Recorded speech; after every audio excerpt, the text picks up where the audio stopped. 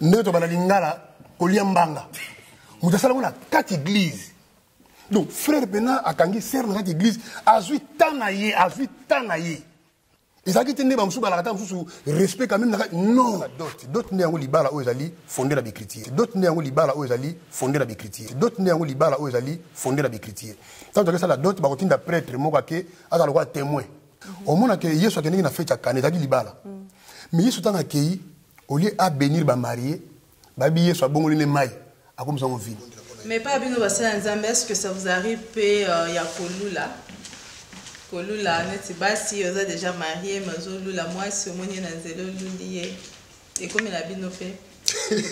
Et comme la bino fait. Et comme la bino fait.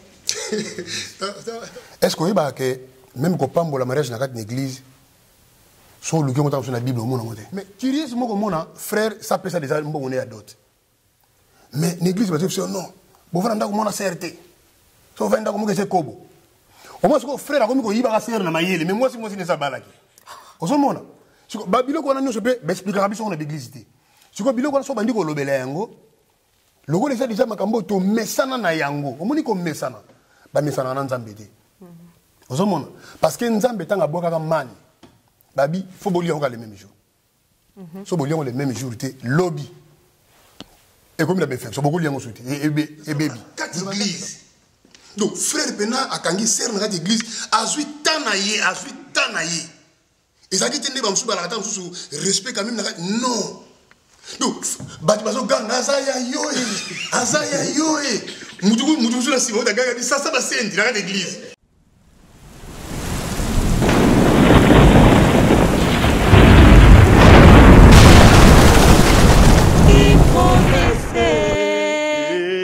Akokisi promesse 3w.bomokoyamboka www.bomokoyamboka.com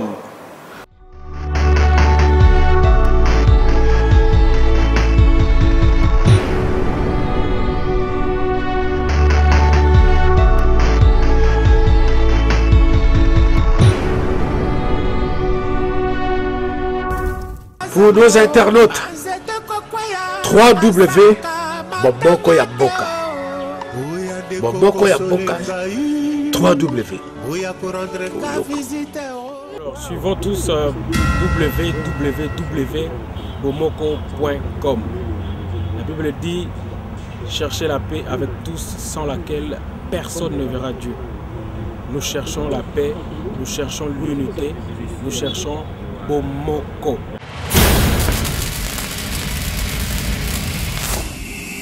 Nous sommes internationaux. Nous sommes situés en France, en Belgique, en Suède, à Kinshasa. Pour vous servir toute information, n'hésitez pas à nous contacter sur www.bomokoyamboka.com. Tokeneka likolo, na ba information na bino kitoko, boya. Bandeko nyonso bazolanda biso. Pona ba fête na bino, pona ba séminaire na bino, pona ba concert na bino, pe pona ba sango ya mboka. To sengi na bino boya na site na biso ya sika www.bomokoyamboka.com.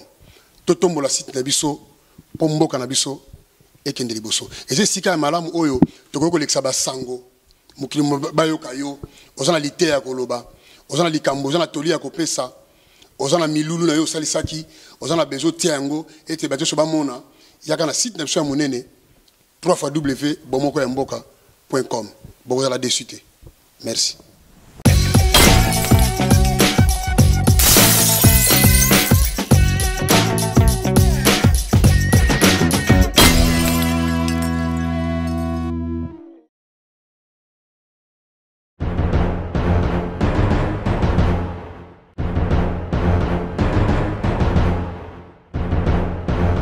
Yesu, kombo na yo mokangoli. Yesu, oyo kaka mabondeli nanga. Yesu, yokambolaka mokwei. Kombo na yo eleki nyonso. yaka ye yaka otana motema na ngai yo Yesu yaka panda na bomoi na ngai yo yaka otana motema na ngai kombo na yo eleki nyonso yaka ye yaka otana motema na ngai yo Yesu yaka panda na bomoi na ngai yo yaka panda na motema na ngai kombo na yo eleki nyonso kombo na yo elonga na ngai kombo na yo elonga na ngai kombo na yo elonga kombo na yo elonga kombo na yo elonga Yesu kombo na yo elonga kombo na yo elonga nanga kombo na yo elonga Yesu yo pesaka elikia Yesu yo pesaka elikia Yesu pesaka elikia yo pesaka elikia yo pesaka elikia yo pesaka elikia Yesu yo pesaka elikia solo yo pesaka elikia yo pesaka elikia Yesu kombo na yo ebika mwana kombo na yo bika mwana kombo na yo bika mwana kombo na yo bika mwa Yesu kombo na yo bika mwa Yesu mama kombo na yo bika mwa kombo na yo bika mwa yaya kombo na yo bika mwa Yesu. Shalom, shalom, bien-aimés dans les Seigneurs, et bienvenue encore une fois de plus dans votre émission chrétienne, Le Temps de la Femme. Lelo tokutani lisusu ponako solola sur un sujet très très important. Lelo torolobela sur ma père spirituel. Et pourquoi ce sujet? Justement parce que tout le monde que ma vie a un peu partagé. Il y a d'autres gens au bazar pour cause un père spirituel, mais ils ont musu super bazar contre. Il y a un lelo to sepela qui invité l'un des serviteurs de Dieu.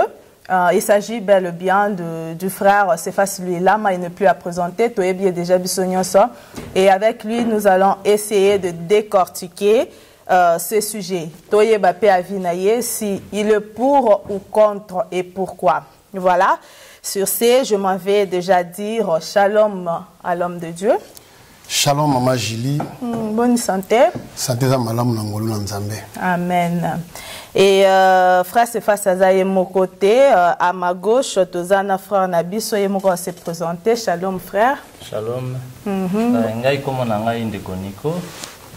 Nazali mosala na Nzambe na koyembela kaepe. Na ye kosunga ndeko na ngai Cephas azali evangeliste na linga ke mingi na mosala azali kosala tango nyonso abenga ngai na yaka mbangu mpona kosunga ye. D'accord, merci beaucoup frère Nico. Trokota directement na vif ya sujet na biso comme je viens de le dire tout à l'heure que to lobela sur ma père spirituel.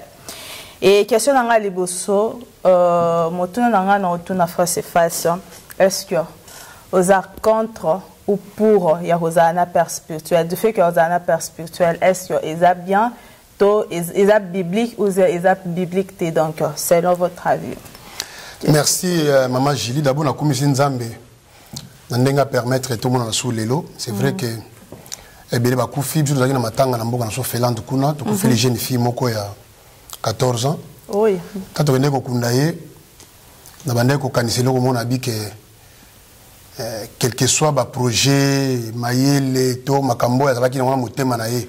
Ako ko partager wana batu. Ndenga kufi akokisu ko sala ngote. Donc biso tant tozo vivre ezala la biloko oyoyo esengeli tolo bayango. C'est vrai que ezala biloko musoko bayango ko sala batu pasi to batu bako sepela mais eloko eza important tango na bomoi to sala oyo esengeli na to sala na makasi nzamba pesi biso. Pona ko répondre à mutuna na yo na ngana talisa ke so tangi na Bible na Ephésiens chapitre 2 verset 20 Bible dit que tozali ko tongama na enseignement des apôtres et des prophètes. On est à la base na biso. Donc question nyonso o ba ko tuna biso o ezolo be la bonzambe et sengeli to zonga na liloba na ye poto yeba est-ce que ça solo to eza soloté. C'est vrai que ko benga ma père spirituel ça sonne très bien. Pasteur nyonso, prophète nyonso, évangéliste nyonso, to docteur nyonso dans la besoin benga ye père spirituel. Pe mondimi azana esengona ko benga pasteur na ye père spirituel. Et je dis que la combo moko ya respect. Mais si tu habites zonga na makomi, to kota la que père spirituel azali, mais père spirituel wana azaka kamoko. C'est ça maintenant le problème. Donc pour répondre à la question na yo, nga nazo croire que père spirituel azali, mais père spirituel bazalité. Ok, selon vous, père spirituel azali, mais père spirituel bazalité. Et là, aux autres la religion, la père spirituel céleste, donc Dieu, c'est lui le père. Si on a répondu à Moutoun Dokolobake, il y a sur le bilan n'appelait personne père. To benga mutu mokote papa, po papa est allé kaka nzambe yemoko. Mais kaka Yesu su yemoko alobi na Matthieu chapitre 6, atalisi batu nengene sengene bango babonde. Alobi tant bozo bonde la boloba notre père qui est aussi. Mais comment mutu a pekisi batu ke bo benga mutu moko papa te? Père alobi susu ke tant bozo bonde la boloba ke papa na toza na likolo. Cela veut dire que tant azo pekisa azo pekisa na catégorie moko ya ba papa peut-être azolo ba bobenga notre père qui est aussi azolo bela pe papa oyo oyo moko ali ko faire allusion na donc na ye. Donc tu comprends directement que le père spirituel ezali nzambe. Pourquoi tu le dis bongo?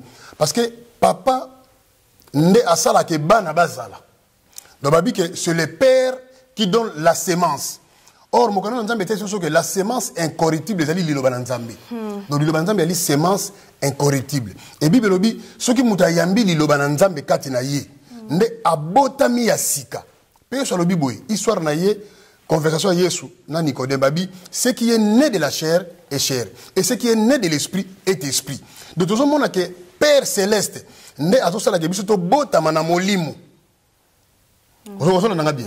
Père azosala ke to botama siko na molimo. Or, juridiction wana mutako do capacité wana mutaza na ngote. Pour asala ke mutu ndeti exemple quoi pasteur, prophète ou évangéliste, asala ke abota mutu na molimo. Capacité na asala ngote pourquoi? Parce que semence ozo sala ke mutu abota na molimo, ezali semence ozo ute pa ya pastorité, ozo ute pa ya prophète, mais ozo ute pa ya nzambe parce que la révélation ezali loba na nzambe. Bible lobi au commencement était la parole était avec Dieu et cette parole était Dieu. Et dans Jean chapitre 1 verset 14, cette parole a été faite chair. Donc liloba on a linkolo. Alors kolo Jésus Christ tant kana mitema na biso. Bible nous sur 2 Corinthiens 5:17, si quelqu'un est en Christ, il est devenu une nouvelle créature. Abotami ya sika parce que ayambi semence. Osomona abotami ya sika po ayambi nkolo kati na bomo na ye. Donc to sala ba verset beto ko pesa to mona ke likambo ya ko botama na molimo mutu mongo te na sena moyi oyo akoki ko sala ke abota mona na molimo. Parce que la Bible le dit, ce qui est né de la chair est chair et ce qui est né de l'esprit est esprit. Mes frères, c'est face. Quand nous mais ce total, il y a la Bible, on a 1 Corinthiens 4:15. L'apôtre Paul a lobby va bengaye père. Parce que aboti bango par l'évangile. Parce que yemuto aboti bango par l'évangile. Yemoro Paul a lobby ce total dans 1 Corinthiens 4:15. La Bible bengara père parce que c'est moi qui par l'évangile qui vous ai engendré. Comment aurais-tu comprendre verset wana? Merci beaucoup pour la verset au Pessinga, ça verset très bien. Paul a dit na boti bango na kati na évangile. Or Bible tel si bisoka Paul a dit la foi vient de ce qu'on entend. Kondimeya kana otozali koyoka. Donc kobota na évangile et dit kobota na kondima. Parce que évangile nous donne la foi. Or, Paul a lobby ce qu'on a Timothée Bouy. A lobby à Timothée, mon enfant légitime, en la foi. Déjà dans 1 Timothée chapitre 1 verset 2. Paul, apôtre de Jésus, par ordre de Dieu, notre Sauveur, et de Jésus-Christ, notre espérance. À Timothée, mon enfant légitime, en la foi. Les angamutu. Nalobiangote, yangoto omona. Abi Timothée azali mwana na ngai na kondima. Alors Paul akoko banda ko répéter kana ba phrase biso teke no bosa bana na kondima. Po bango mo pe ba yebi déjà que baza bana na kondima. Parce que awa déjà a précisé déjà en écriture awa que Timothée azali mwana o ngana boti. Parce que abotaki Timothée azana Philémon, azana Tite, azaki na bana ebele. Mais azo préciser que bazali bana o ya boti na molimo te. Soki place au Paul abika boti na molimo awando ko la ksanga. Mais awa tout le monde que Paul abi na boti bango na kondima. Donc pasteur akoko zala papa no na kondima abia boti bango l'évangile par la parole de Dieu. Donc l'évangile a boti bango na ngo donc wana to benga bango oui baza bana na ye na kondima. Pourquoi? Parce que yende mutu a apporté bango évangile. A memili bango évangile est celle qui ba koma na kondima. Pe kondima wana bazui yango na canal ya Paul. Yango Paul ça ko se présenter lokola papa na bango, mais papa na bango na kondima. Parce que ngana zo croire un pasteur, un prophète, un apôtre, akoki kozala papa ya kondima lolenge Paul pe azalaki na bande comme lokola ba Timothée, na bande comme ba bande ko travailler na bango. Mais Paul azalaki papa ya molimo te. C'est ça maintenant la différence. Il mena ba momo ko so sali e kengete au mona lokola ke zeloko moko, mais zeloko moko te. Papa ya kondima, azali papa ya kondima. Azana azali mutali na kati église, ayebaki nzambe te, andimeli nzambe, akomi ko sambela, akomi serviteur na kati église. Pasteur oyoyo a beaucoup lié l'évangile. Nenge Paul a la version pesaki, et ça verset très bien. Bakobenga ye papa ya kondima et non papa ya molimo. Donc mutu andimi sara mutu évangile to lo babongo donc ba père spirituel ba père oyo to ba pasteur na biso to benga bango te ba père spirituel na biso mais to benga bango ba papa na kondima. Papa na so na kondima, ça ba papa na so na kondima wa eza différence c'est ça nene. Non, différence c'est ali que papa ya kondima ali mutu oyo amemeli yo sango malamu oyo yebaki te. Amemeli yo sango malamu, amemeli yo na nzela na yende yo zokola. Na nzela na yende komi disciple, na nzela na yende komi serviteur. Wana za papa ya kondima. Mais papa ya molimo nde place yeso lobi qui n'appelait personne père. Parce que un père spirituel, quand on dit un père spirituel, cela veut dire que asa esprit. Or Bible dit Dieu est esprit, il faut que ba adorer en esprit et en vérité. Donc ta bazo ba père spirituel, cela veut dire pour na bato baby français mingi baby, ta bazo be la spirituel c'est qu'il y a aussi des pères charnels. Donc, il y a aussi des pères charnels. Il y a aussi des pères spirituels. Or, père spirituel, il y a plusieurs versets au monde. Mais le père charnel, donc le père terrestre, papa Nabiso, oui, tout ça la catégorie de papa belé. Parce que la culture des Congolais, mobile ne soit pas bien que papa. Même Paul, à Timothée, dans 1 Corinthiens chapitre 5, sur la bosse anniversaire, tant que solo na ba mikolo ya mibali o bakoli solo na bango lokola ba papa. Donc Paul a dit à Timothée ba papa o bakoli na kati église a solo na bango lokola ba papa. Cela veut dire que même Paul a ko interdit na Timothée que abenga mibali ba papa. Ozomona mais siko bazo suka na ndenge ya ba papa oyoyo que papa boti yo papa oyo mobali akoli ba bien que papa. Na ça c'est respect. Na version utopé sakalate awa ya Matthieu oyo Jésus aloba qui n'appelait personne père parce que père azaka kamoko. Mais ce total na version na totanya otina suka Yesu asali distinction morote que alobeli ba papa boye et non ba papa boye. Nzambe aloba ki kaka. Mais la version ça comprendre bien et la Nzambe a interdire ba touté koto benga ba papa na biso terrestre ba papa. Okay. Donc pour moi ça justement façon mon boya roloba boko ko benga ba père na bino terrestre de père mais sans oublier qu'il y a un père qui est au-dessus de Amen. tout le père. Amen. On interprète très bien. Donc ça ben ndengo wana to ça na ba papa na biso pasteur peut ko benga papa. Donc là faut ba comprendre biso bien. On occupe ko benga pasteur papa. Mais pas père spirituel. Mais pas papa lokola nzambe. Na place nzambe. Azali papa na cadre ya soit aza mukolo soit eza na cadre ya respect soit azali mutu amemeli osango malamu. Mes frères se fassent ndenge ozoboya tobenga ba père na biso ba père spirituel eza quelque part parce que peut-être aux ala dessus na père spirituel moko ozalaka na ye Yangwana olingi te to oza penza convaincu spirituellement nzamba convaincre yo que yeza malamu te to benga ba papa ya biso ba père spirituel to oza dessus na père moro père spirituel oza na parce que yebisa biso te que bando yeba makambo nzambo tiko benga bato za bango liboso te ba père spirituel na yo parce que to koli bongo ezala bongo pe ezo continuer bongo mais to mona moi changement mais yo posera na père spirituel quand même oza dessus pas père spirituel na yo yangwana. Bon, moni, exactement que nazala dessus na père spirituel moko non. Ezaka problème que moni lilo banzambe tant tozo zoyango tokolaka. Lilo banzambe tokolaka na si mona oza na école primaire na mona oza na université bazana capacité ma ele ndenge moko te. Donc mutakolaka. Premier que biso pe ngape na beka ka ndenge wana. Na vanda pe na église o pe que non, bozo ba pe que non pasteur aza papa molimo. Bon on peut normal, mais premier que faut tozo na Ephésiens chapitre 2 verset 20. Totongami na enseignement des apôtres et des prophètes. Et loko oyo lilo banzambe lobité. C'est ça maintenant le problème. Et loko oyo lilo banzambe lobité, to lo bangote. Et loko oyo lilo banzambe tindi to salate, to sala yangote. Ozomona parce que lelo na kata l'église, to sala ba pratique to ko sala na kata l'église, oyo ça conforme maintenant l'écriture. Et ndeti oyo yo ya père spirituel. Père spirituel dali nzambe yemoko. Mais il y a des pasteurs oyo yo baza ko s'approprier na titre wana. To ko benga ba père spirituel. Mais c'est aussi dans ma commis, tu comprends que ça vraiment fondé parce que même Paul y est moko totangi awa na 1 Timothée chapitre 1 verset 2 alobi que Timothée azali mwana nanga nakondima. Alobi te kaza mwana nanga ya molimo et puis ce que tangi na Bible bien sert. On remarque que c'est Paul qui appelait Timothée son fils. Mais Timothée jamais tu benga Paul père na. Donc Paul Timothée tu benga Paul te papa nanga molimo. Non. Mais c'est Paul na ne ko benga ye Timothée mon fils.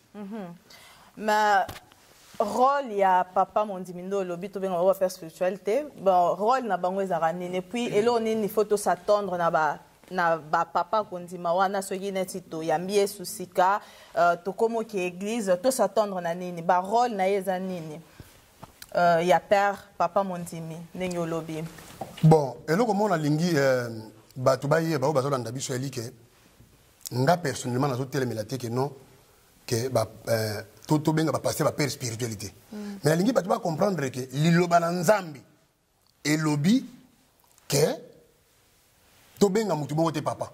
Et papa wana ezali nzambe. Et liloba na ezape na ba verset o eza ko appuyer que pasteur a sa père spirituel. Ba passage wana ezate. Or ce qui déjà passage wana ezate. C'est que biso loko sala ngote. Donc li bato o balanda biso ba comprendre que zangate mais zande liloba na nzambe mutu elingi ndengwana. Bon, pour Nangaï, et là, on oyo, tous entendent de la pasteur, mais ce que j'ai Bible, au titre de Ephésiens chapitre 4, à partir du verset 11 au Kitinasé, Babi que non, il a donné à l'église les uns comme apôtres, comme pasteurs, comme évangélistes, comme prophètes, Babi, pour le perfectionnement des saints. Tout est maintenant au wana. Ko perfectionner l'église, ko bongisa. Donc, pasteur, basala nzambe la l'église, musala bango yali, ko bongisa. Ko bongisa. Ko bongisa banani. Ko bongisa bandimio baza ko ya ko encadrer bango ko former bango ko talisa bango bonzambe pe ko veiller na kati l'église soki li lo banzambe zo teyama eza ko tosama osomon wana nde eli ba rôle o nzamba pesi bango babi pona nini po jusqu'à ce que auto to kokoma na stature parfaite à Christ to koma na unité ya foi donc basala nzambe bana musala ya ko mema biso bato to na kati l'église bakumba biso na niveau moko to koma lokola Yesu. Musala bango ngwana musala bango yali ko tonga te ko panza te ko critiquer te ko punir pa pamba te musala bango ezali ko mema batu bakoma lokola Yesu pour Yesu na modèle pour na biso. Mais ba qualité nini otokoki ko reconnaître et pas un père papa kondima ba qualité ni il faut te reconnaître pas na yeke o penza za papa kondima o peut-être on a requis na se confier na ye na yebisare makambo si j'ai un problème spirituellement na kende na mona ka na yebisaka et to reconnaître on n'est pas papa. Bon, première qualité ya mosala na nzambe ezali d'abord face à la propre enseignement. Omoni lelo oyoyo tokoma bon mosala nzambe sanseli kaka loba malembe moi mingi ba costume aza moi kimia bon ayoka nzemba falite aza mosala nzambe problème ça mama wanati problème ali plus et ali que mosali na nzambe nyonso o nzambe abengi pona kokamba lingomba il faut avoir la capacité il y a qu'à interpréter d'abord l'écriture. Vous comprenez? Il y a un disciple qui dit, c'est à vous que j'ai donné la capacité de connaître les mystères du royaume. Il y a un père spirituel, parce que la révélation, il y a le Nzambe. Mon seul Nzambe, à quoi qu'on église à Mounene, à quoi qu'on église à Mouké, et là, c'est important, et ça, le nombre, mais il y a capacité, il y a qu'à interpréter l'écriture. Parce que l'écriture n'est pas ça. Mais pasteur rebelle va interpréter bien to ebi ba pasteur ba teya malamu mais vie na bango eza vraiment na droiture te. Donc ba teya vraiment bien te mil bosozo teya mais au moins na penza vie na eza na droiture te. Bon, eza biloko mi balé keseni. Vie na eza loko mususu likabo ya ko limbola mabomba mi ya lola eza pe loko mususu. Donc biso to landa o yazo ebisa biso comportement ne total ngo te yango ngyo te na bibongo te na biboye. Mutu a benga mi na Nzambe. Po asala musala abetaka drum ayembaka ateyaka amoderaka musala nyonso mutu akoko sala eza d'abord likabo outa na Nzambe yango na lobi batu o bali ko kamba ba ngomba il faut d'abord na kata ba ministre eloko ko laksa que non ba benga mi na Nzambe d'abord il faut pas dans la capacité ya ko interpréter ba écriture. Pourquoi? Parce que tant batu bazoko ya tant qu'on a bien fait que non pour le perfectionnement des saints et ça pour na ko bongisa bango na nzela lilobanando lilobanza mbeza loko la base. Donc sans yango aucun église té. Si ko soki ozo kamba église et que ozo la capacité ko limbola. Donc que le bananzambe té donc église est sur église té. Donc premier signe il faut avoir la capacité à expliquer ya ko limbola le bananzambe. Mais ba papa na kondima na kati na église il faut to pona bango il faut kaka azala pasteur to ba fidèle na weki ko mona papa moto maman mon église na moni que ah, na moni penza que bon zambeza mingi peut-être non qui est pas pasteur te na ponier peut-être azala moi mutumo na wando se confier na ye makamnanga bon zambe pour na croissance makamnanga bon zambe to il faut zara pasteur nde faut zala mutumo ko il faut na se confier na ye. Bon normalement c'est ko solona mutu problème na yo équipé mututé et ça dépend de na confiance yo pesi mutu wana mais problème il y a kozala peut-être papa na kondima et ça mutu no sauter. Okay. Parce que Paul a lobi awake bozali bana o ngana boti na kondima. Ça veut dire que Paul a dit na bato abane ko encadrer. Tozomona image église. Tozomona. Tolo be la plus lelo ba responsable ya l'église. Do bato ba lokola ba leader o ba diriger l'église. Bangonde bato oyoyo esengeli ba zala lokola ba papa ya kondima par rapport ya comportement na bango par rapport ya ndenge basoko la paix dans la l'église. C'est ça. Mais tout le monde aura, par exemple, ceux qui n'ont une église mort quelconque et que l'église soit na longwe, na quelle église mususu. Wana na obenge kaka papa na nga molimo malgré na longwe ton église on a commis papa wana a commis ko encadrenga a commis papa na nga pe ya molimo to ezandeni. Mega no explique. Bon, normalement, tu es vraiment obligé de il y a utiliser le terme papa molimo. Bon, tu as papa kondiba. Tu as le terme on a utiliser ngote. Mais na ko ba pasteur c'est tout. Pourquoi faire la papa kondima, papa molimo non. Muta ko na pasteur c'est tout. Et ce qui n'ont wana, c'est normal. Donc, pour la likambo etal église ngana lo bagwe. Ngana uti tam susu Congo, na na pasteur mususu. Na Finlande na pasteur mususu. Ozomon. Mais na papa oyoyo. Mais nous devons reconnaître que Ali papa n'a pas kondima. D'accord. Nous devons reconnaître ngo Ali papa n'a pas kondima. Parce que ba comme papa kondima ka bongoti. Il faut mutu aye, asa former, asa encadrer, asa contrôler, asa soutenir. Osomona parce que l'église on a pas problème belé. Et c'est ngako bonde la pona mutu, c'est ngako sunga mutu la enseignement, ko sala ba partage na ye, ndeto zomona. Mutaye na ndako bosa ba partage pasteur pa ko ya bosa donc mutu o yo moko za conseil yenda coalition na kondima ye on ande papa na yo. OK. Donc bato yo baloba que papa na ngatika na Afrique na papa na nga na Afrique po ngana ebi na église mususu na kenda awa ba interdisa biso koloba bongo que o papa na nga zara na Afrique o papa na nga zara boye donc na église o komi papa o kutwa na ye muta komi père na spirituel automatiquement to papa ya kondima ndenge otoloba donc to ba ke mutana zana mwa libungi muketo ndene. Bon eso dépendre moni batumi baloba ngo par rapport à ba déception na éviter pour ngana lobi ngo temba o bazolo bango baloba ngo pe mingi par rapport à ba déception cela veut dire que tanga na poto akomi ko kanisa nde babande ko kamba ina kisasa azomona ke kambeli wana ya kisasa ne kambeli ya esika azali sikoyo azomona que ça na bokeseni mingi. Parce que il faut bango que bandimi mingi o ba utana kisasa. C'est comme ici dans l'obité que ça bongo batunyo mais mingi ba mona ka ba de l'église baso kende siko ndeti za ka bongo mingi baso ngo ndengwana. Donc peut-être azomona que non pasteur bande ko kambanga na tanga tutamsu na Afrique azalaki malamu par rapport à ozo kambanga lelo. Yango ba dimso ba misaba langage wana mais na ko conseiller bande ko balobaka ngo eza ba langage moko ya malamu te. D'autant tiki côté mususu oye côté mususu faut en confiance ici aux ali.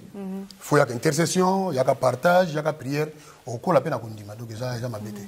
Mais pour nous bato mususu pe basala que atika père na en Afrique papa kondima ningo lobby ba na poto. Mais à chaque fin du mois, atindaka malgré comment l'église ne mususu, mais atindaka dim na chaque fin du mois l'église na place à outa. Mais bah passer mususu baza contre ngo yo avine zandeni. Est-ce que batona baza na raison to baza na moi libungi? Bon d'abord tant que tu as Afrique comme na poto quand même mozo engagement l'église mususu. Église yoza pour le moment. Ils ont battu ba problème ba na besoin bongo. Ils ont ba sala nzambo bazo teya. Baza na besoin pe lisungi.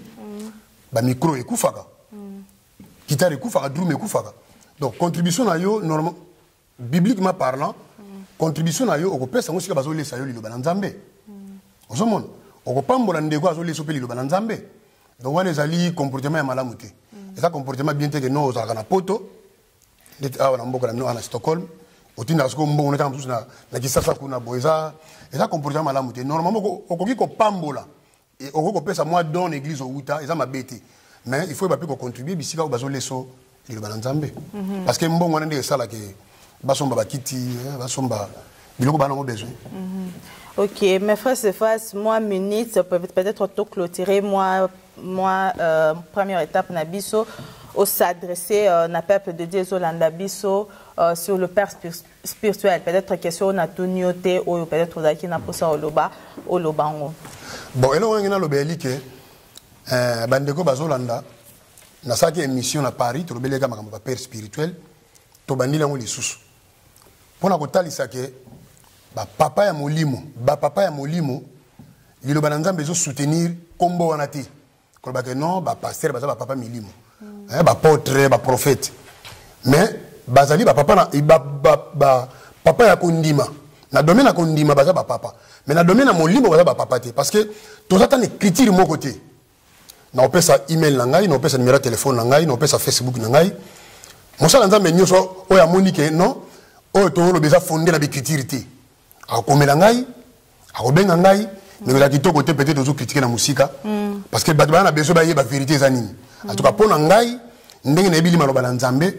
Donc, on a papa ya kondima ndenge Timothée azalaki na Paul parce que Timothée pa ya Paul azalaki mwana na ye na kondima lilo banza metalisi yango mais balobi te azalaki mwana na ye na molimo donc papa ya molimo eza nzambe ye moko parce que papa azali oyoyo azali na bana or papa ya molimo azape na bana ya molimo donc biso to ali bana ya molimo ya nzambe donc eza donc soki mosala na nzambe pona ngai ndenge maloba na nzambe zoloba so mosala na nzambe azondima babenga ye père spirituel. C'est comme ça qu'on s'est comparé dans Nzambe. Alors, ça m'a lamuté. Vraiment, merci beaucoup Toyoki. Comme on a toujours dit dans cette émission que nul n'est parfait, mais tous sommes à la recherche de la perfection.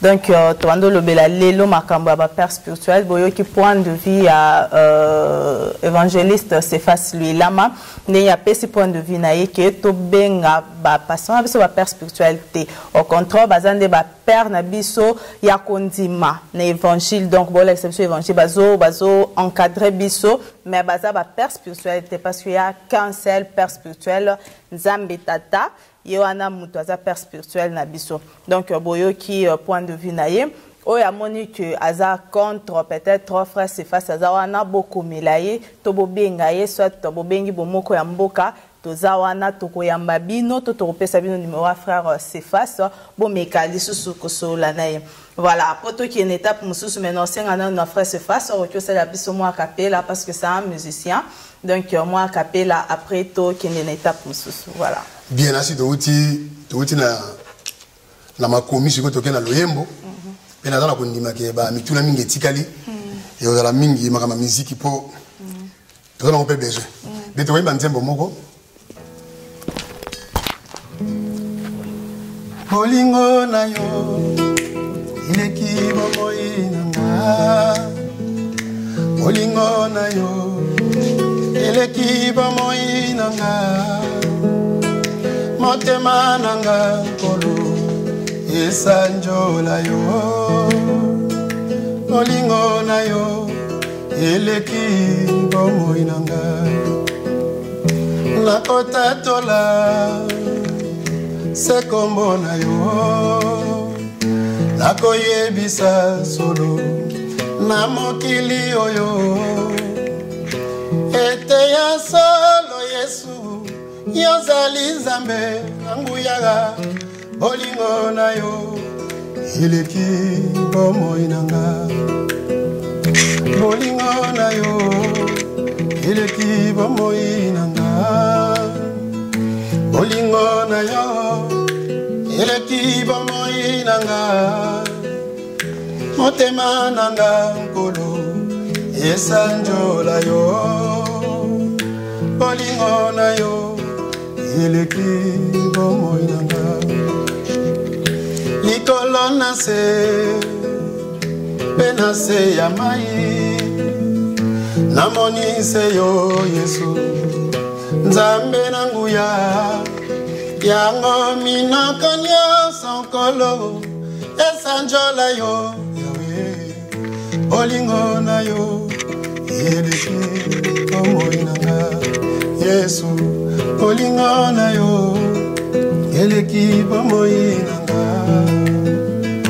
bolingo na yo eleki bomoi nanga motema nanga nkolo esanjola yo bolingo na yo eleki bomoi salala kotatola bolingo na yo Yesu salala kalana kotatola bolingo na yo Yesu atana pasi na kotatola bolingo na yo Yesu ata maladi nga na kotatola bolingo na yo Yesu yonde nzambe nga na kotatola bolingo na yo Yesu nzambe na nguya na kotatola Yesu Yesu papa na bana na kotatola yo. Bravo. Vraiment une très belle chanson. Mes frères, c'est pas ça. Ma chanson na yo tout le monde a peut-être ba sombaka ba mélodie parce que yo pe ça t'est déjà arrivé au sombato yo mo komaka selon inspiration no zwaka nzambe yo mo komarato au sombara pe tout le monde a ba peza pe mabete to ezarandeni parce que ba belle mélodie tozo yo kamba nzembo no vraiment très bien. Bien ce qu'on a vu que l'autre kandoto ba ange batindinga ba nzembo c'est que na posi. Ngana ni sala milanga te mina wakaba te belé ba zoka banzembo musuna bandoto et ça peut possible pour nzamba miracle. Mais ngaba nzembo plus za kana zokoma. On a vandi na zokoma, na vandi na zokoma. Olikuwa ngamo pe na beta santé muke après na bandi ko luka ko pesa mo mélodie. Et ça banzembo musuna yemba na vana ona ndako tanso pe inane. La bunda na kam muke na santé ti et comme na niveau comme bon, ça peut la bandi ko mususu pe bayoka pe banzembo tango zona ne bandeli non frère place au longa maloba o chama maloba oyo iba frère bayali oyo idée na sana idée mais basuminga na idée wana auto développer ngo ezala quand même banzembo oyo evandi na kata liloba na nzambe parce que koyembela nzambe ezali koloba oyo azali koloba oyo sala ozomona donc koyembela nzambe yali ko adorer ye ko louer ye. Et ça vraiment plus de sens na koma banzembo. Ma frère c'est pas celui-là ma toni toyeba oza musicien chrétien to chrétien musicien. Mutuno tuninga batuna kinga pango. Réponse on appelle ça on peut no pesa lelo. Batu mingi baroba ke non soki mutu azalaki na no musicien ayeko koma chrétien sima nde babenga ye musicien chrétien. Bamsu balobi non soki mutu abongoli motema akomi na no chrétien. Après, na kati ya kozala chrétien, akomi ko yemba, babengi chrétien musicien. Mais pour nga na monaka, eza na ngelo moko parce que bango mibale bazana baza na ba titre yango mibale to ko bien titre donc bango mibale baza ba chrétien bango mibale baza pe ba musicien donc premier lika ke mususa bandaki nanu na kobongola motema et dakata kobongola motema komo yembela nzambe ta funa église bon normalement ta bongoli motema yembela kan nzambe l'église donc a bongoli motema komo yembela nzambe l'église bon bande ko mususa babike ba kobenga ye chrétien musicien bon ba mususa balobi ke non mutu moko bande ko yembela nzambe ane ko yembala mokili aye ko bongwana tanga bongwani akomi sikoyo ko yembela nzambe babino yaza musicien chrétien bon pour nga na mona nditi za na ko eloko moko mais c'est vrai que ça n'a pas tout le monde va le côté. C'est parce que tout le monde a ba musicien et belé toujours mona bazota la plus talent au bazanango qui est vie spiritualité. Donc bota mingi ba talent bazanango le quoi frère c'est face à yebi ko yemba bien akemba moko abanzo yemba na église mais bonzambe vraiment katina yezate. Ya ngwana peut-être to meki ko tuna question to yeba frère c'est face ya zawapi. Premier li que yo tunyo sikoyo na ndenge moko na sosoli penda moi bien premier li que soki mutu azali musicien et que tamboli na ye eza malamu te donc toko bengi so musicien c'est un musicien charnel OK ozomona amia aza musicien parce que qui est un chrétien ali mutu ali kolanda ba trace ya nkolo le temps kolanda ba trace en nkolo te aza chrétien te même si aso mbanze manzambe ozomona pona ngai toko bengi musicien chrétien te un musicien charnel, un musicien charnel, c'est normal, oui. Mes frères, c'est pas ça. Chrétien, musicien, tout le monde. Bon, voilà des bateaux, parce que mon angande baloba. Nous avons appelé ce témoignage dans la Bible, le témoignage na yomoko tant sous. Témoignage de deux ou de trois témoins des vrai. Mes frères, c'est pas ce monde encore au imitaka mingi bavoa ya Samuel, Matou Samuel. Torokyo lo baké ya zaka idole na yo lingake mingi c'est à partir ya yeton abando yemba ndenge yo pozo mo guana o yemba to ezandeni te bonga bena gu ya ko yemba ezali na landa mutute papa botanga ya yembaka grand sœur nanga yembaka baleki nanga mibali na basi ba yembaka donc yemba za lokola likabo kaka mais ezali ke sala ke batunde o bazo kangai balobi ke na yembaka er musulu kwa Matou Samuel mais na beta jamais na groupe na ye nazala jamais na ye et nazo croire que aibi pengate ngane na aibi mi aibi ngate peut-être lelo akomona na sur internet akoyeba ngai donc na tikala ko fa na yete mais c'est un frère na lingaka ye mingi na lingaka deningonde na lingaka pasteur Toms na lingaka bande konyoso mais nenge moi nungu esalamaka et pas to se rappeler non c'est justement que ce tona ya Matou Samuel ndenge koma ndenge yo posa musicien chrétien et puis olingaki pe mingi o se sentande est-ce que zo pe temps ya kobenga ye to zo moi temps pe ya ko prier pour na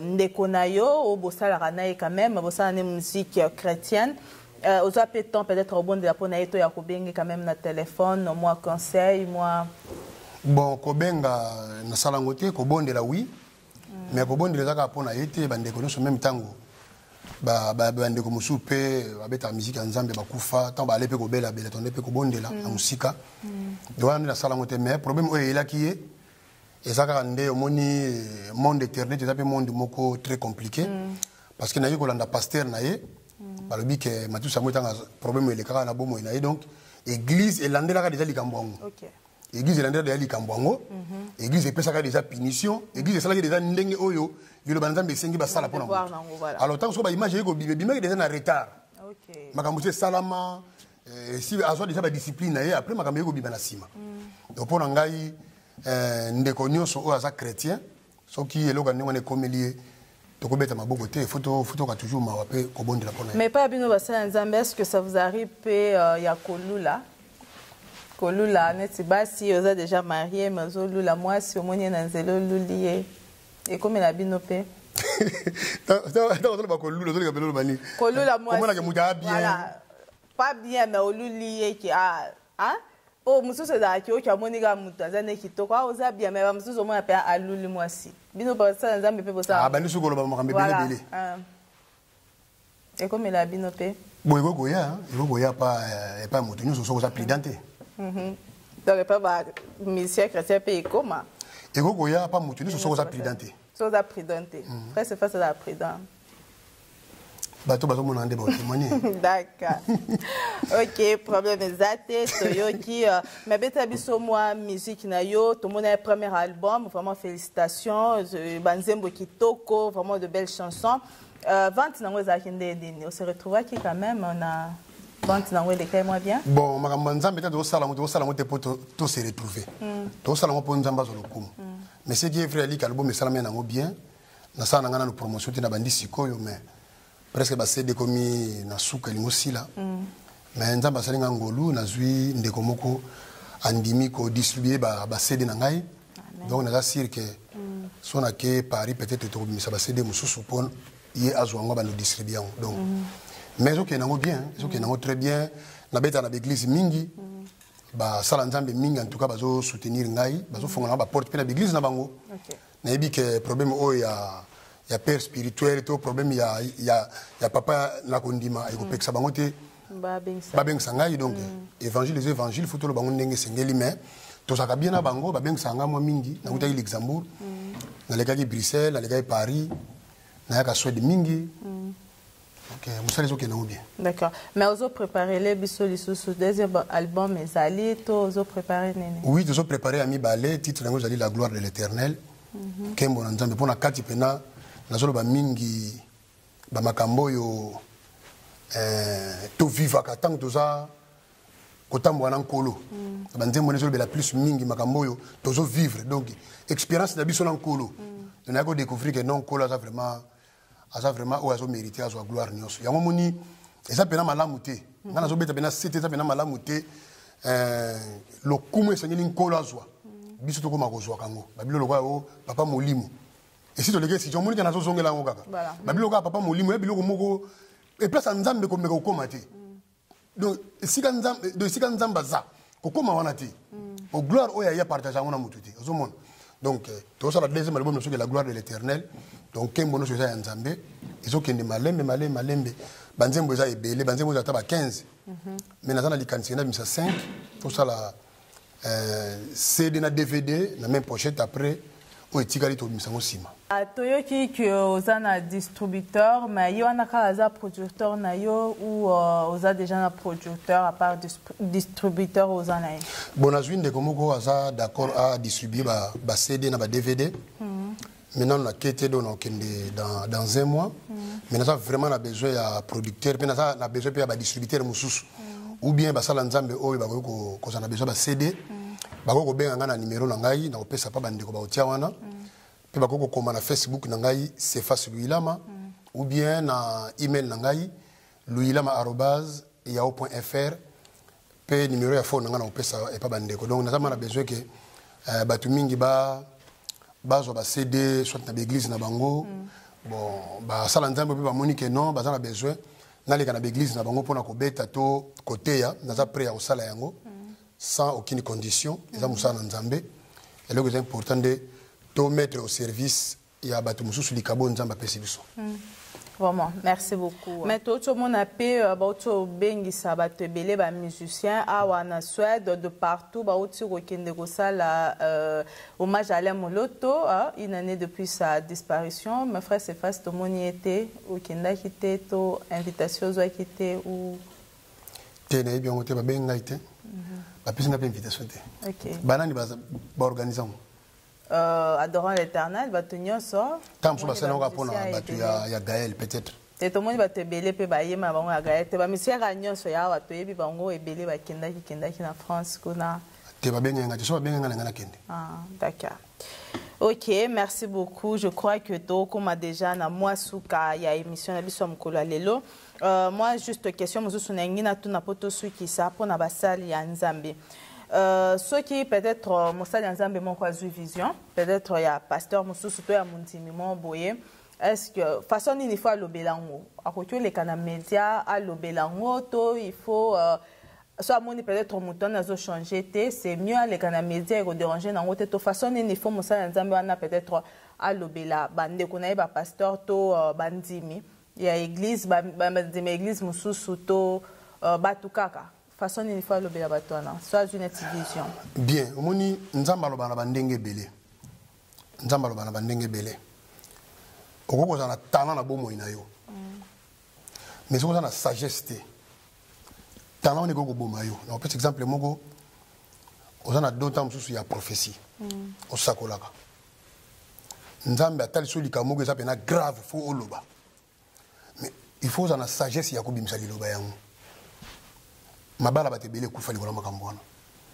Mutamuni makambo ça pena ya solo, mais modèle na kende ko memela yango au lieu et apporter un plus na bomo ya bato et pandi bato.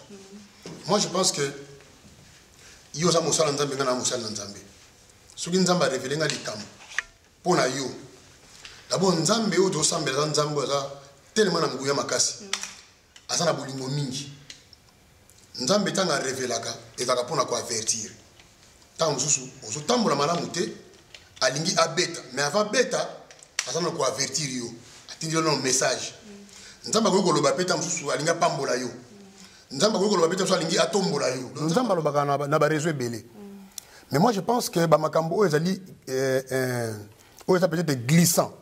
O peut être toucher bomo ya mutu. Soki nkolo a révélé au yango. Manière ya kolobela yango faut ezala accompagner na sagesse. To peut exemple moko Paul akutani na Onésime. Onésime ataki pa ya Philémon.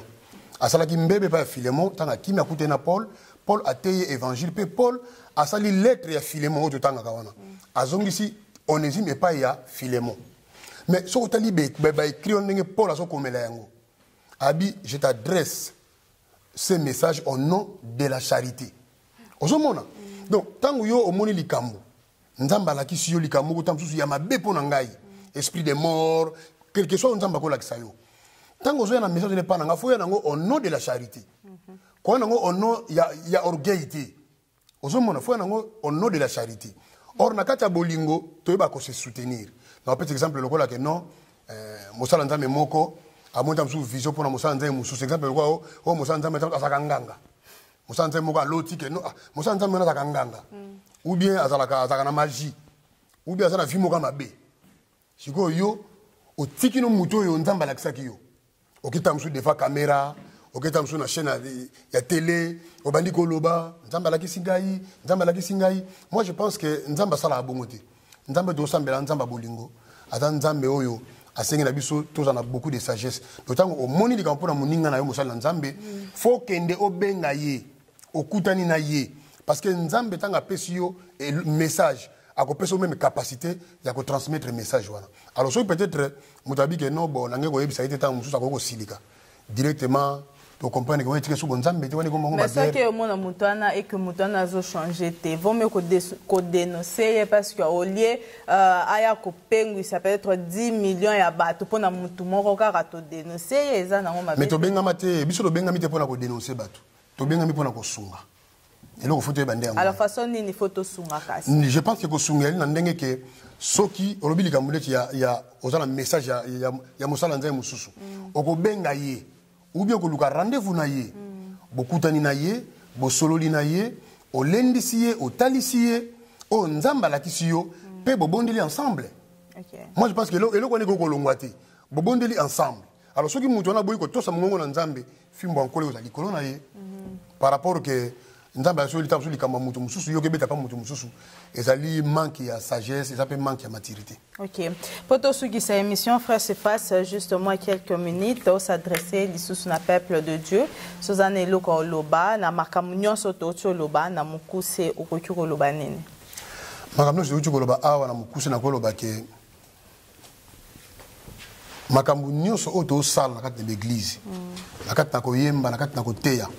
Il faut être conforme na makomi. Il faut dire que nzambe ndima yango. Makambo to lobaka ezakate que non poani yazo contredire te. Tout la Bible lobitini. Total même la carte de la Bible to moni que ba juif ya béré. Bazaki mayele.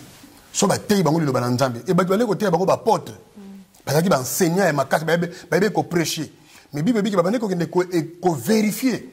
Po ba yeba soki o ba to tei bango ezaki ya solo. Pour n'ani balé ko vérifier parce que bako saka confiance na nyoso yo lobité po Bible ezala ko la ki talatala na biso o mo soko tala ki talatala zo moni longi no ndenge ezali donc Bible donc makomi na nzambe so talisa biso bonzambe ndenge bonzambe ezali Ozomona. Si vous avez déjà, et là, vous avez le père spirituel, ça sonne très bien.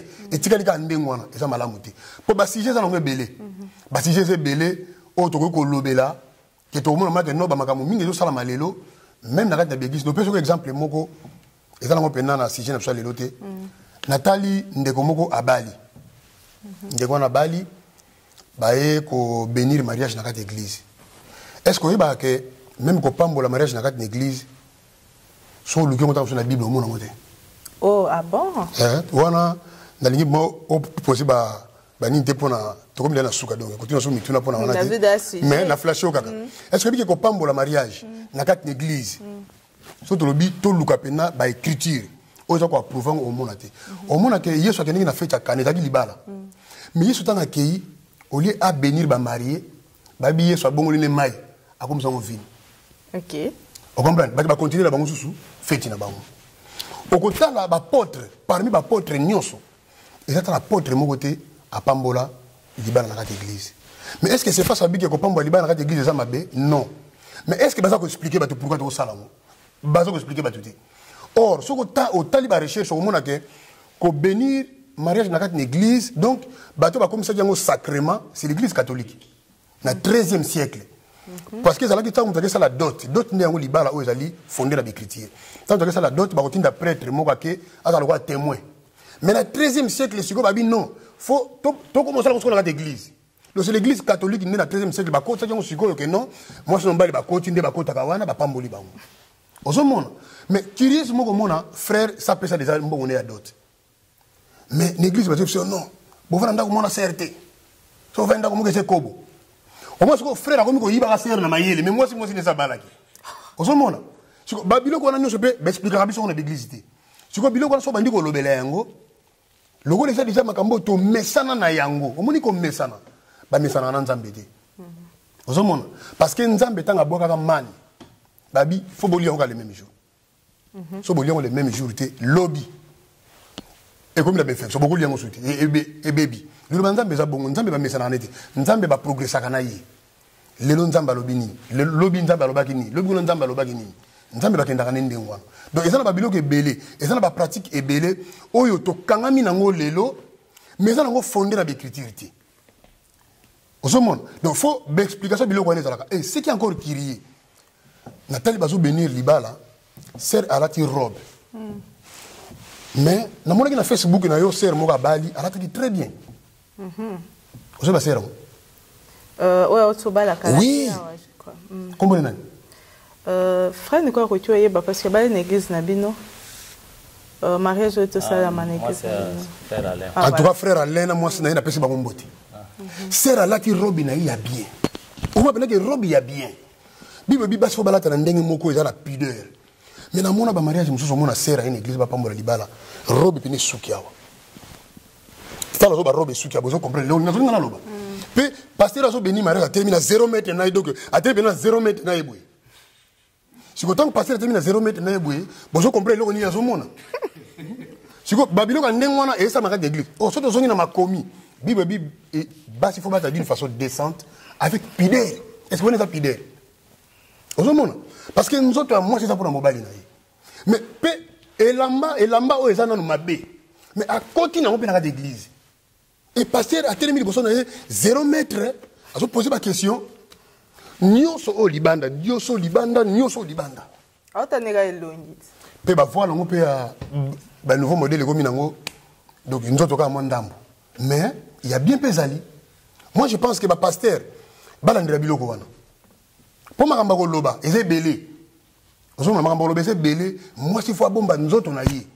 Parce que comment bakoki ko refuser muta une église à la tindengwana mais mukola libana muta la tibongo basolo baneti parce que mukola wana akomi reine do bakolo bani souti non moi je pense que même mobali même moi si o baso balana tango boza bana nzambe lugela sœur robe moko ya malamu ezipie nzoto bien utika tika nzoto libanda te ezape pona respect pe ya mobali na ye ozomona parce que ma pekano soit moi si na yo déjà poitrine soit moi si déjà toute l'église baso mona nous avons déjà quelque part valeur exacte, mais ce que biloko wana au monde a battu balobila amote.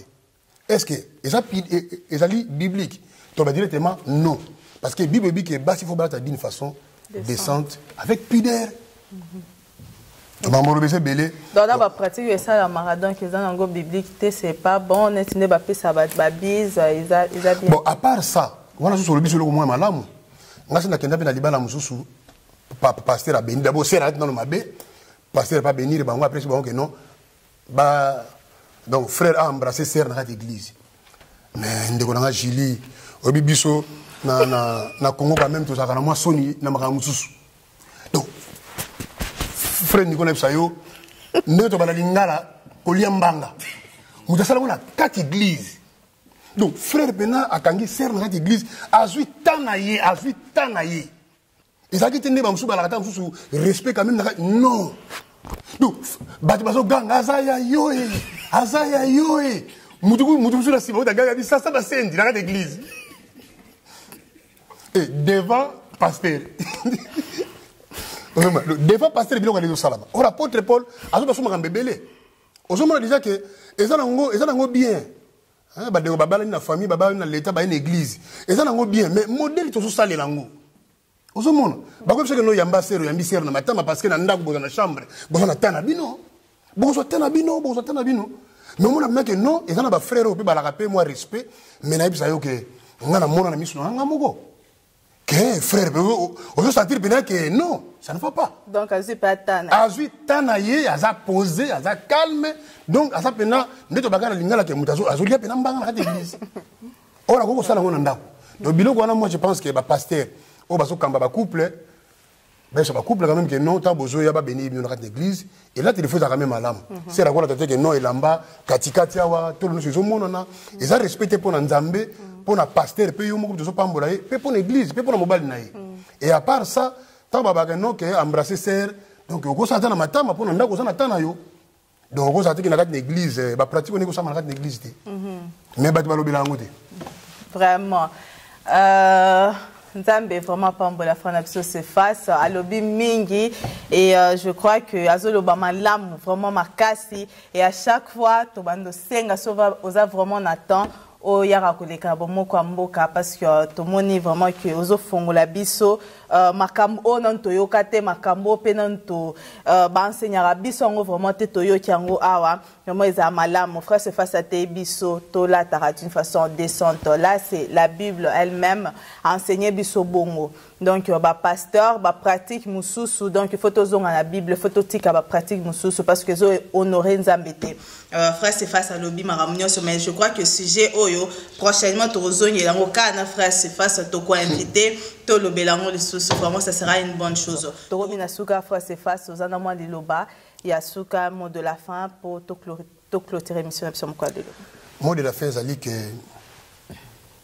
naibi que na beta la musique makambo na zoloba ndeko moka tsanga beza risque pour na yo parce que ozo risquer ba benga sur la église té moni vérité sa vérité introduction na ndeko ba que na Finlande to ko fait la jeune fille donc cause na cimetière ko tala ne bazo kunda mutu il belenga ma makambe belé na zo croire que lelo soki peut-être pema ona na ngo souté na makambo na lobi na ko loba ngote donc tant que toi na bomoi to loba to sala o senge to sala o eza malamu pona nzambe donc moi je pense que ba sala nzambe oyoyo ba lingi liloba na nzambe pe ba se dépouiller ba mitiki na nous kotala que non que ngana ta pasteur ngana ta prophète mais ba teno que liloba na nzambe loba bible nde loba peut-être soki na sali erreur moko a ba ko benga ngai ba ko mela ngai to kamba église ndenge senge to kambela yango liloba na nzambe za la liboso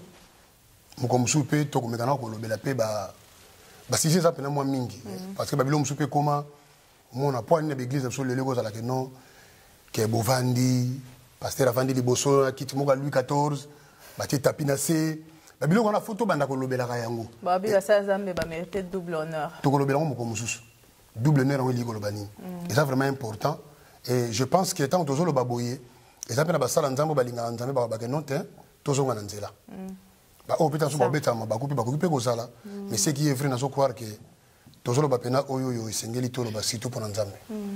Merci beaucoup frère Cephas to komi na soka na suka émission na biso to kabwana na suka na mwa loyembo, mais je tiens quand même à remercier batu nyonso oyo balandi biso mukolo lelo na émission na biso makamu nyonso to uti koloba soki to bete mwa libaku to sengi bolimbisi mais soki etotisi bino pe donc boyeba comment to koki kotambola to changer vraiment comportement na biso étant basale nzambe tomba na nzambe vraiment eza eloko malamu mingi. Et merci papa Nabiso Momo Digital boss Nabiso ya bomoko ya mboka.com. Zambe vraiment apambolaye lobi ezaki journée moko malamu tolekisa ki ba moment moko merveilleux vraiment Zambe apambola biso ba équipe mobimba ya bomoko ya mboka partout bo bazana Kin bazana Belgique bazana France na biso tozana Suède partout na digital yé moko boss na biso Zamba pambolaye place bango nyonso bazali to kende vraiment liboso vraiment to ana foi que site na biso liboso to pambola bana na Nzambe na bémission nyonso to zara bémission chrétienté porte eza ouverte na batu nyonso mutu nyonso ba saper o ba nini batu nyonso ba lingi baya vraiment porte eza ouverte na mutu nyonso boya oleka po bosala ba émission na bino. Voilà to komina suka merci na bino nyonso bolanda biso merci na frère Nabiso Vegas, merci na batu nyonso, merci na frère Nico et pazaki na biso. Je crois prochainement peto ya maye uniquement ye photo lutozana si je mo photo lubanaye. Merci na ye quand même le kola qui na émission na biso le temps de la fin. Merci na bino nyonso mes frères c'est facile to kabona quand même na moi loyembo avant tout ce qui ça. Je sais pas aux moi ba dédicace peut-être après au quota na moi loyembo pour tout ce qui c'est émission na biso. Bien na pesi merci na nkolo pe na pesi mbote na pasteur John Kabudi Budi. Na pesi mbote na pasteur apôtre Guy Penuel, na pesi mbote na pasteur Antonio Kiasiswa, na pesi mbote na bandeko nyonso ndeko nanga JD, ndeko nanga Chinema, frère nanga Lusala Jogar, na pesi mbote na Glody Force, na pesi mbote na bandeko bata teleme be, na pesi mbote na sœur nanga azana Li Shopping, sœur nanga Apolline, na pesi grand frère nae Francis Mbote pe na pesi bandeko nyonso balandi biso Mbote pe na bosa ko pesa madame nanga Sephora Luilama Mbote bisika zali kola batela biso to komona na kalaté. Merci beaucoup. To veut que na loyembo. C'est ça. OK.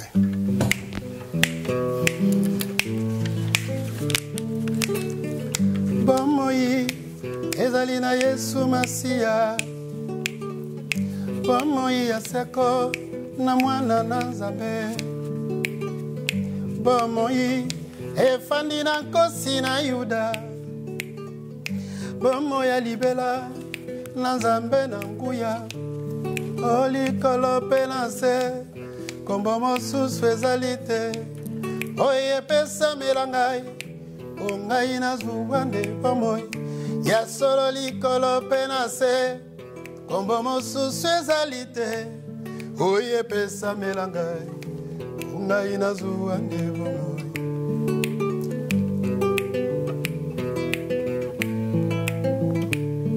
mokili ekoleka nyonso mpe ekoleka oyo andimeli Yesu akoumela seko nayebi mokili ekoleka kolata pe ekoleka pa oyo basimbi Masia akoumela seko nabeleli Yesu ye mosikoli na ngai nabeleli Yesu yende Nzambe na nguya ngai nabeleli Yesu yende patron na ngai ngai nabeleli Yesu yenda tindinga na sala nayebi mokili ekoleka nyonso mpe ekoleka oyo andimeli Yesu akoumela seko yemba bomoi bomoi ezali na Yesu Masia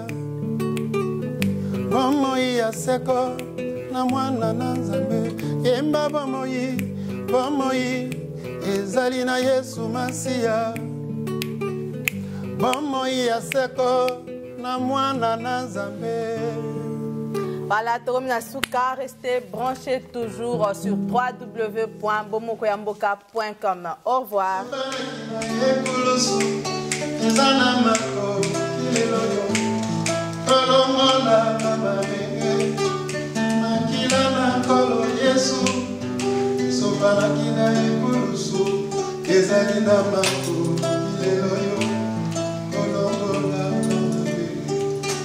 Moibi kunana ekulusu Solomona kimakila Alobaki Yesu kanisa ngai Pongala mona mboka mayoko Moibi kunana ekulusu Solomona kimakila Alobaki Yesu kanisa ngai Pongala mona mboka mayoko Belela makila na kolo Yesu Fudela madiola Kulusu Ezalina mako kilelo yo akolongola na yo sala dio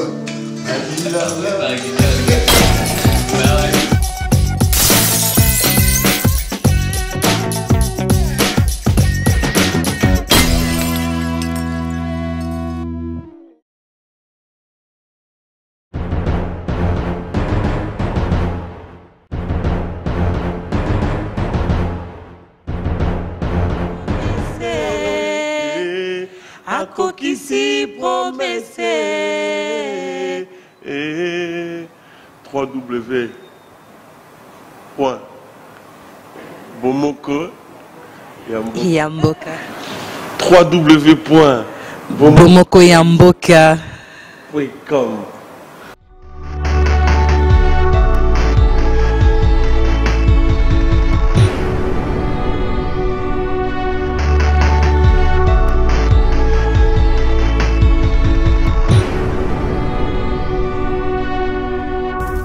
Pour nos internautes, www.bomokoyamboka. Bomokoyamboka. 3W. Alors, suivons tous www.bomoko.com. La Bible dit cherchez la paix avec tous sans laquelle personne ne verra Dieu. Nous cherchons la paix, nous cherchons l'unité, nous cherchons Bomoko.